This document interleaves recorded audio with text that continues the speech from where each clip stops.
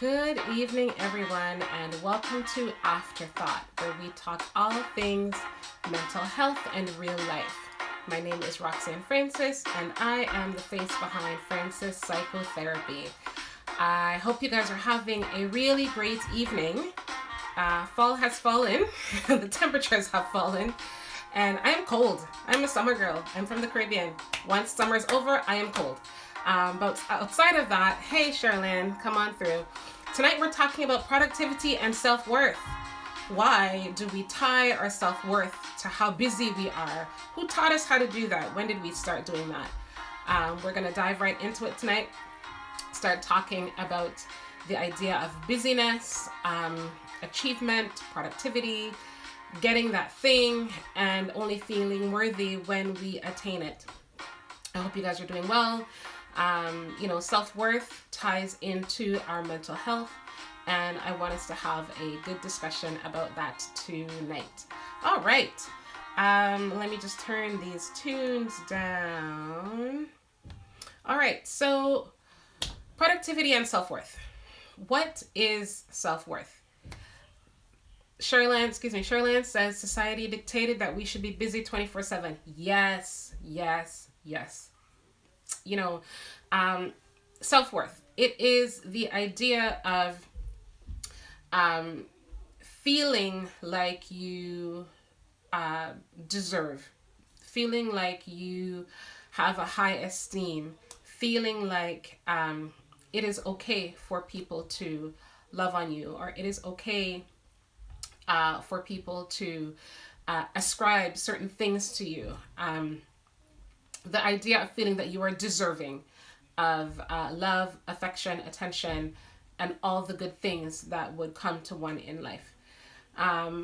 Somehow along the way, we have equated productivity with self-worth, when the two are really not related at all. Quite often we get in touch with people and we'll say, so how are you doing? And we take it as this badge of honor to say that we're busy. We're busy, or we're tired. I didn't get enough sleep. I was burning the candle at both ends, up late working, up early working, just working. I have no time for anybody. And somehow society sees that as wonderful, as glorious, as something to strive for. And because of that, Charlene, you're so right. Because of that, we have tied our productivity to our worthiness of affection, attention, and all those good things. When we are worth a lot, even before we became busy, even before we became productive.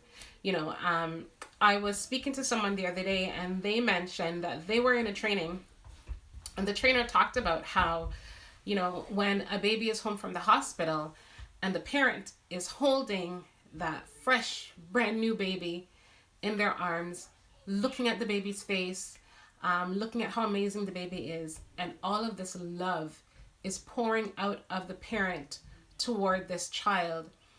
And the question that the workshop facilitator asked was, what does the baby have to do to earn this love?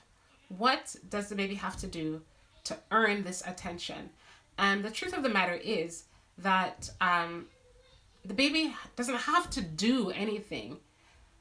This child is loved just because he or she is here, right? Just because this baby is here, is a person, is alive, has a beating heart, has a warm body, right? And so we need to understand that as human beings, we are loved, whether or not we should be loved, at least, whether or not we even do anything. And the people around you who love you the most, the people around you who have the most value in your life, are those people who will love you whether or not you're striving, whether or not you're achieving, whether or not you're able to work, whether or not you're busy, right? Hey Sharon, come on through. We're just talking about worthiness and productivity. Hey Lexi. So you don't have to be doing anything to be worthy. Unfortunately, we live in a culture that is based on consumerism, right? And, again, as Charlene mentioned, we live in a 24/7 society. You're constantly doing, constantly grinding, constantly making that wheel turn, constantly achieving. And, the I mean, mind you, we're living in a COVID society now, so rules of operation are a little bit different, but there are businesses that are open 24/7. Hey, Wendy, businesses that are open 24/7. People expect to be able to access certain things from the time their eyes open in the morning till the time their eyes close at night. And so we feel like we need to be generating all the time. We need to always be on the go, hustle, hustle, hustle. And, unfortunately, because of our society, we feel like we need to be productive all the time. And if you're not productive, you have failed. If you're not productive, you are lazy. If you are not hustling, if you are not grinding, if you are not pumping out material, if you are not generating content, if you are not doing all these things, then something's wrong with you. You're broken somehow and you are not worthy. And I say enough of that. That is actually not true. You are worth more than what you do. How many times you introduce yourself and you say, "Hi, I'm Roxanne," and you follow that up with what it is that you do, right? I went to a vision board party last summer. It feels like so long ago now. Shout out to Colleen who hosted that. But the vision board party talked about, it wasn't about what you aspire to be. It wasn't about who you are and what you do. It wasn't about who you are in terms of what you do. But it was a vision board party based on your characteristics. So, she would say, "I'm Colleen and I'm an encourager," right? I am Roxanne and I'm a supporter, right? Those are the characteristics, right, that are unique to me. And we were tasked to create this vision board based on your own traits and characteristics, as opposed to the things that you do, the things that you produce, the things that you aspire to in terms of career, right? So my question for those of you who are on here tonight and those of you who will watch in the future is, who are you outside of your career, outside of what it is that you're studying? Who are you outside of spouse or girlfriend? Who are you outside of mother? Now, when you strip those all away, or father, when you strip those all away, it's almost as though you've got nothing left, right? Well, who were you before you started chasing that career? Who were you before you had children? Who were you before you partnered up?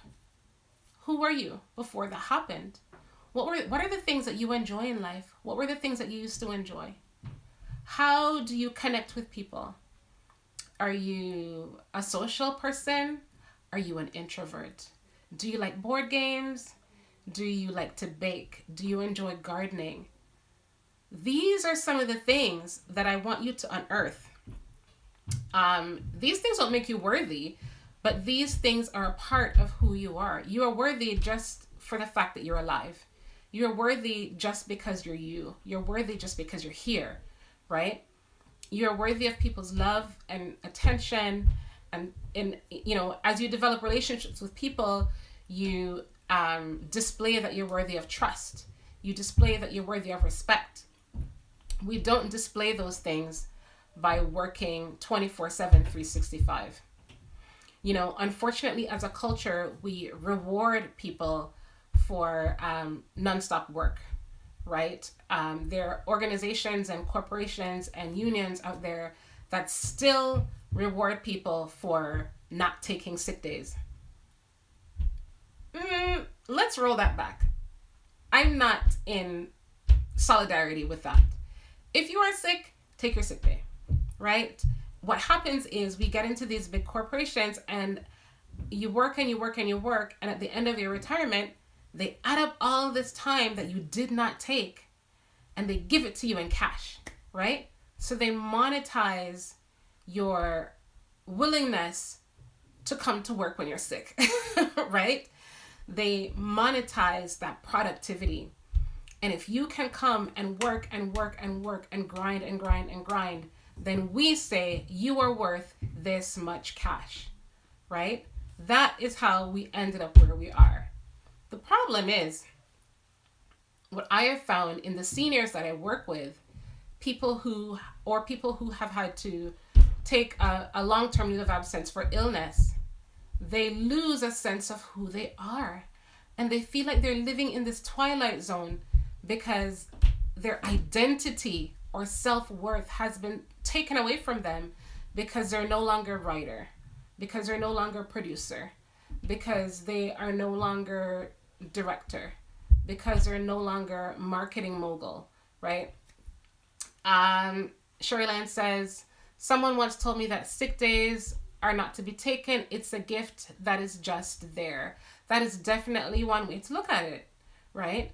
You know, we really have to consider who we are before your work. Who are you before you start to hustle? It's so easy for me to say, I'm Roxanne Francis and I'm a social worker and psychotherapist. That's easy. Rolls off my tongue, right? But who am I outside of that? Okay, who am I? Outside of social worker and psychotherapist, I'm wife and mother. But who are you before you had those kids? Oh, okay, that's easy as a wife. Yeah, but who you were before you got married? Oh, and that stumped me for a minute. But who I was then continues to be who I am today. I'm compassionate. I wear my heart on my sleeve. I have no poker face whatsoever. So if you surprise me, I'm gonna go, huh? Right? My clients crack me up because they say things and I'm like, right? We have a good laugh about it because, you know, I it's hard for me to share, to hide how it is that I'm feeling. Who else? I like to cook. I like to laugh. I like to have a good meal. I enjoy people's company. I'm compassionate. I love on people. I'm empathetic, right? You have my heart. Sherilyn says you were a student before you were, yes. But you were a student before you were a daughter and a sister, yes. So all these things that, you know, help us develop our identity, they kind of go away once we start working and once we start producing, and the world says we value what you can produce more than who you actually are. Sharon says it forces us to look within ourselves and to cherish who we are without external expectations. Yes, I love that. Who are we without the external expectations? Who are you without the world, before the world telling you who you should be, right? The world tells us who we should be and we just fall in line, right? Well, I say step back from the line a little bit and examine who you are. Examine the space that you're taking up. Examine the I'm booked and busy. Examine the my agenda is full. Examine the I have no time to sleep.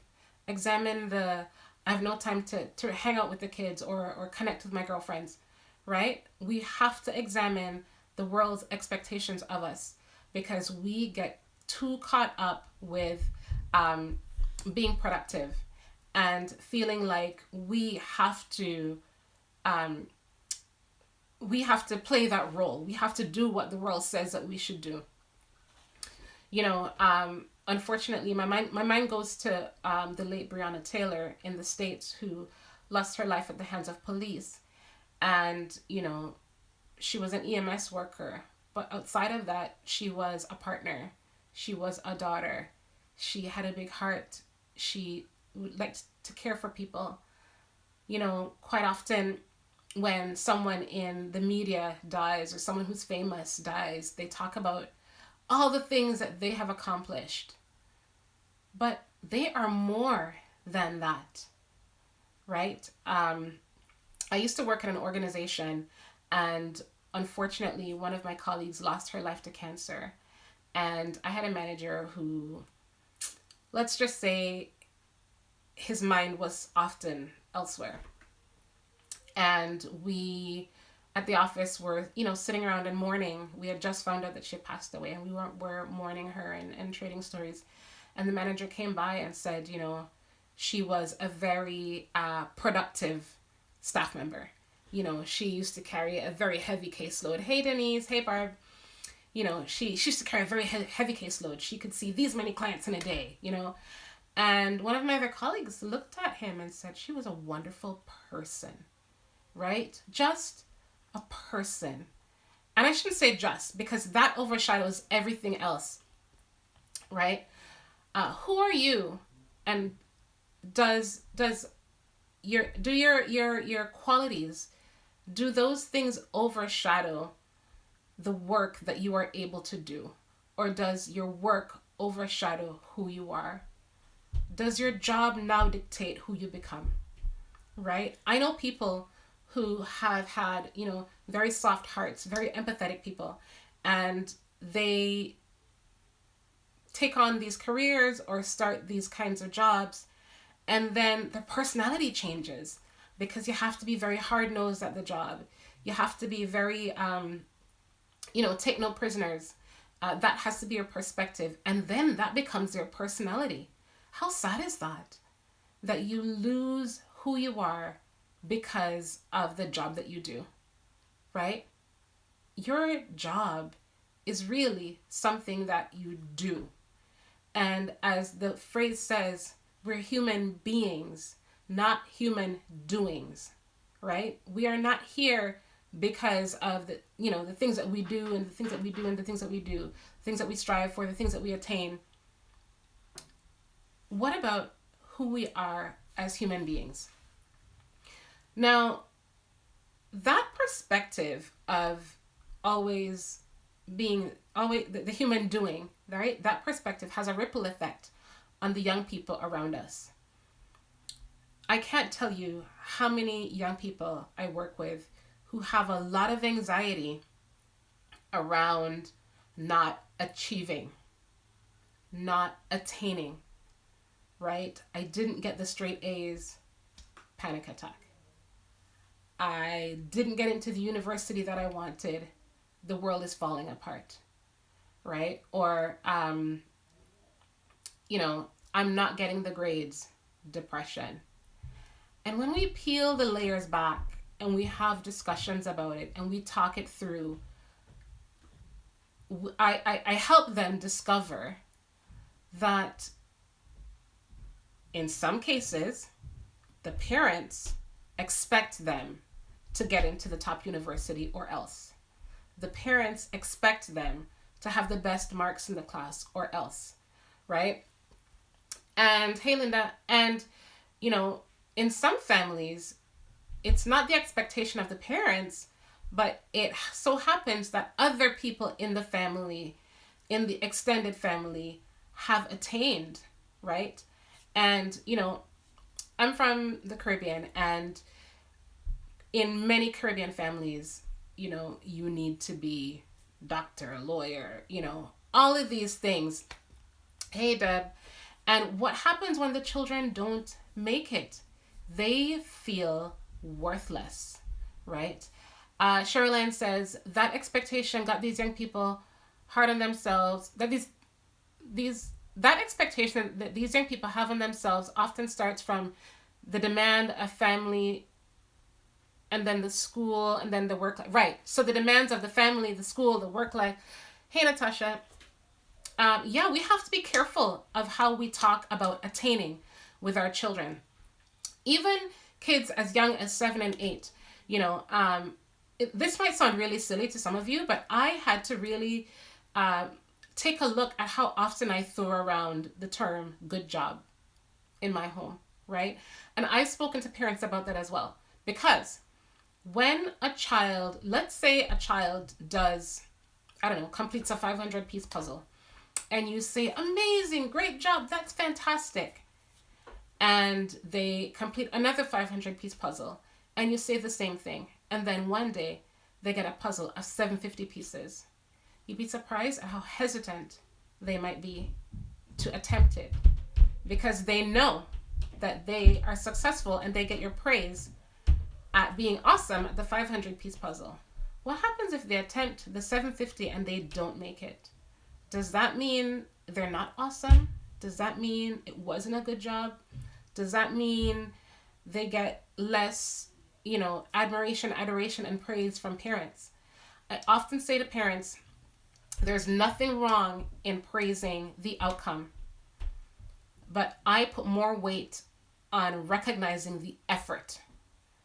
Really good try. If a child studies and studies and studies and does not get the A plus, and they are used to getting the A plus and getting the adoration and the praise for the A plus, if they get a C, they are going to be crushed. They are going to be worried about your disappointment in them. However, if you have a child and they work towards that A plus and you say, look at this grade, you tried really hard and I can see that it paid off. And you acknowledge the effort, the long hours of studying that they put in, then they are going to feel like the effort that they put in is worth it. And then if they put in the same effort and they get a C on the math test, then you will say to them, how do you feel about this?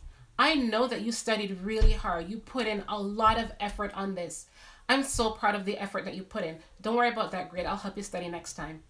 And then they won't feel as bad, right? Barb says, I always said to my kids when they were in school that I just wanted them to go and put out their best effort. It's not about the actual grades. Yes, right? I can't tell you how many kids I work with who are really competitive in the classroom. And there's nothing wrong with a competition. But if they don't get the best, then they are an absolute mess. And what is most important, Barb, yes, you're right, is the effort. If they try really, really hard, then they are not discouraged when something that is harder comes along.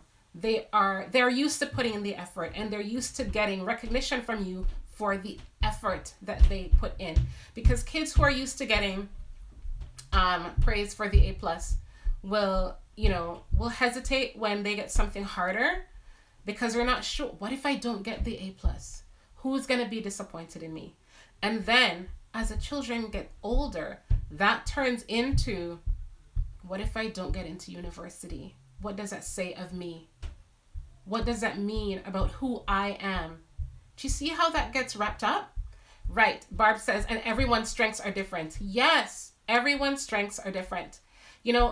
I am happy to tell you that I was a little bit of a keener in school, as you can probably guess.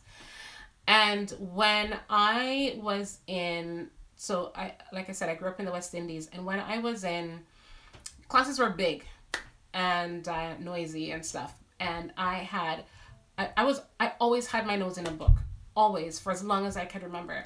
I was always reading. I read everything under the sun that there was to read. And when we ran out of books at home, I felt like I was losing my mind. So I did really well in language and comprehension tasks and writing tasks. And I wasn't so great at the math because I would need someone to sit down and just go through it with me for hours and hours. And that time wasn't always available, right? And teachers, the kids in the front row who get it, they get it, so we're moving on. That's kind of how it was, unfortunately. And I got my first D in math when I was in grade 4. And I felt like the ground opened. I felt like I was free falling, right? I didn't know what to do with myself because up until that point, I was a quick study. And because I did so well on the language tasks, no one really even took a look at the fact that I wasn't quite getting it with math. And then, as a result of that, I told myself, I'm not a math person.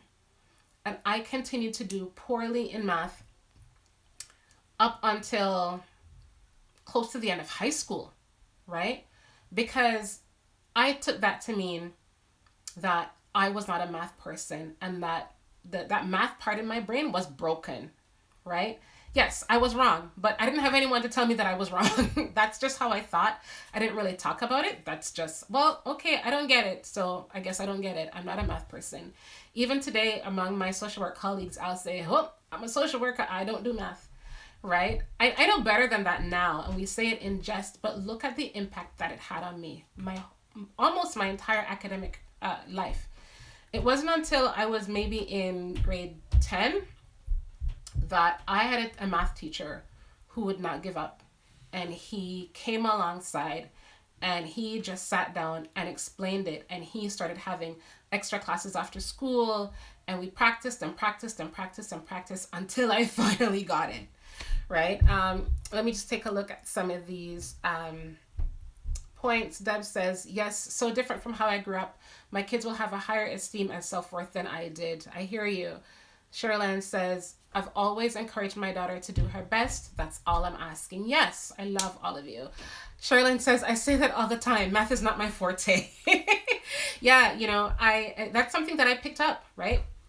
But it came from a place, my idea of being smart. It got sullied. It got dirty. It got messy because of that D in grade 4, right? When I was quite young. Hey, Janine. And so I say we have to be really careful about how we encourage our children, how we praise our children, how we talk about grades in front of our children, especially when there's more than one child in the home. One child is good at one thing and the other child is good at the other. Please do your best not to compare. I know that a lot of you on here are not likely to do that. But those of you who are watching afterwards, right? Do your best not to compare. Be careful about how you praise one and not the other, or praise one for one thing and not the other. Children are so different. Sometimes it feels like they're from different families. How different they can be. One child is an introvert, one child is an extrovert, one child thrives at math, the other one thrives at language. It's okay, right? If we're not careful, then we are setting them up to feel like they are only worthy if they're getting the awesome grades. They are only worthy if they get into the Ivy League school. They are only worthy if they follow the career that we want them to follow. At the end of the day, it really isn't about us. It is about them. And if they can feel worthy now, if they can feel worthy when they're in elementary school, then it sets them up for feeling worthy when they're in high school. And that self-worth piece around productivity, although I'm talking about stemming from productivity, it pervades the other areas of life, right? When our children are growing up, how many of you have teens and young adults? This idea of self-worth can spread into interpersonal relationships, romantic relationships. And if they don't have an idea that they are worthy just because they are human and not because of other people's misplaced expectations, then they can, set themselves up for troublesome relationships. They can set themselves up for being in unsafe situations, and that's not what we want for them. We want for them to be able to chart their own course. Strengthening our children's self-esteem is so important. Yes, it is. And, I was giving a talk today on mental health, and one of the things that I was trying to drive home was that when we take care of ourselves, then it's such a wonderful model for the young people around us, whether or not you have children, if you have godchildren, or if you are mentoring, or if you are an aunt or an uncle. We have relationships with young people and they're always looking at us, right? Even if our young people aren't looking at their parents, they're looking at the mentor, or they're looking at the aunt that they're super close with, or they're looking at the uncle who, takes them to Home Depot on a Saturday afternoon, right?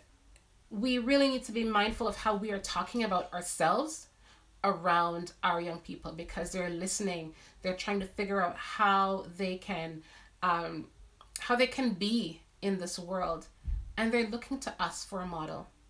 So outside of, separating the productivity and self-worth for yourself, we're doing it for the people coming up after us as well, and helping them to realize that self-worth isn't tied to what you can produce.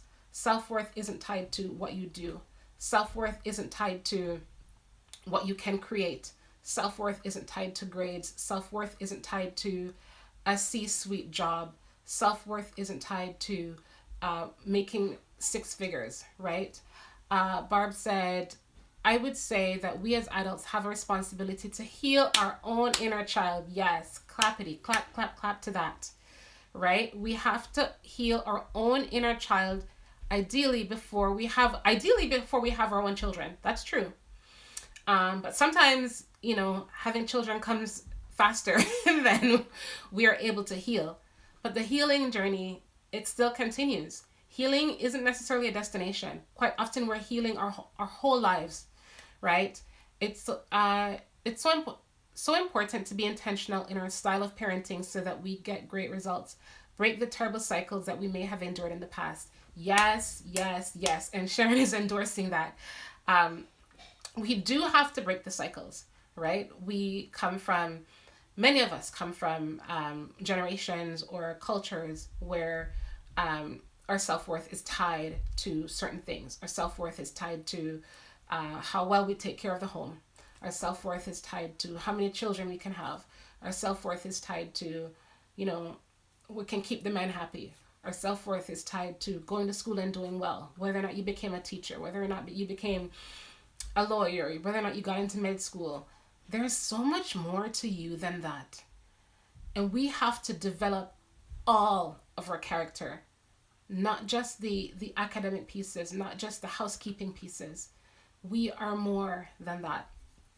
And so I encourage you tonight. I'm just realizing I go over my time almost every night. I want to encourage you to think about separating your worthiness from your productivity. Because if you get fired tomorrow, if your doctor gives you a bad report tomorrow and says, knock on wood somewhere, God forbid, if your doctor gives you a bad report and says, you have to stop working for the rest of your life. If your company folds and your job is now obsolete, who are you left with? Who are you? Right? If your partner says, tomorrow, I'm done, or I want a divorce, who are you?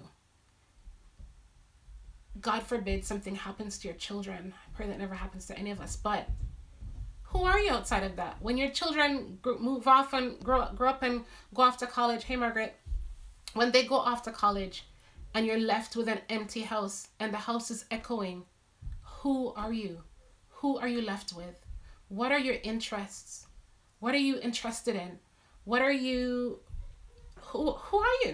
Do you volunteer? Do you have a passion? What are you passionate about in the community? Develop those pieces of yourself.